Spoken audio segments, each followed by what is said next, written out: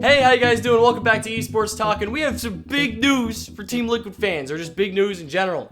I guess it's big news because yesterday morning, Team Liquid announced that they signed the now former LCS caster Joshua Leesman as their coach, or as you might know him, Jatt. And this is a big move for a few reasons, but first, let's talk about this man's career because he's had quite the diverse experience in esports. For those of you who are unaware, Jatt actually started his career as a player. He was a jungler for Team Dignitas, and then eventually, not even a year later, he moved on to become a color caster and analyst for Riot, and then he moved on to Riot's competitive balance team, and then he moved back to the analyst desk, and then here we are, 10 years later, he is finally being signed with Team Liquid. He's a very talented guy, he's been in the player's shoes, he's a great analyst, and honestly, he just seems like a really cool dude, like just a cool guy that you want to have around, which is important, I would say. Like, I would let Jatt whisper sweet nothings into my ear all day long. But seriously, I'm sure Liquid is very happy to have them, and I cannot wait to see what kind of difference he makes for them. They didn't have the most impressive season, obviously. We've talked a lot about Doublelift here on the channel, but he brings so many years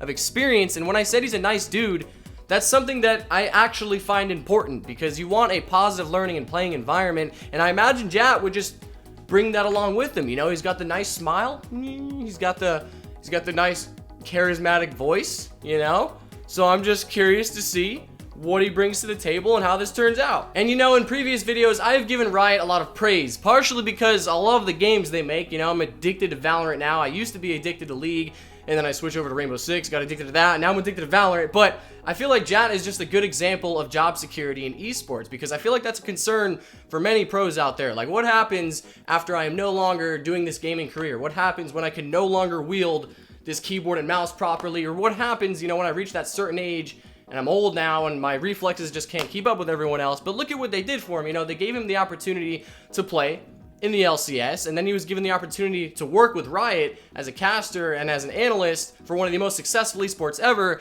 and now he is working with Team Liquid. And obviously this is not going to be the case for everyone, but I'm just saying, Riot helped him set him up for a pretty decent career. And we've seen a few others who have taken a similar route as Jatt, like MonteCristo, who actually started his League of Legends career as a journalist, and then he moved on to becoming a caster, and then he was a coach for CLG, and then he went over to the Overwatch League, which we all know how that turned out. And then he went over to Cloud9 for content creation. Or we can compare Jatt to CSGO's Yanko, who actually started off as a player, and then he was a caster, analyst, and observer, and then he moved on to coaching for MIBR, and now FaZe Clan. So Jatt isn't the only one to do this, but it's not particularly common. And this was a move that kind of just came out of nowhere, you know, no one was really expecting it, and a lot of people were hoping that he would go over to TSM to coach for them, which would be sick, don't get me wrong, but I am just really excited to see how he does on Liquid, considering the fact that they got second to last place during the spring split. So, you know, I want to see what he does. I've already said this like 18 times during the video, but man, I'm just curious. I'm very curious to see Team Liquid's future. I'm very curious to see Jatt's future. But of course,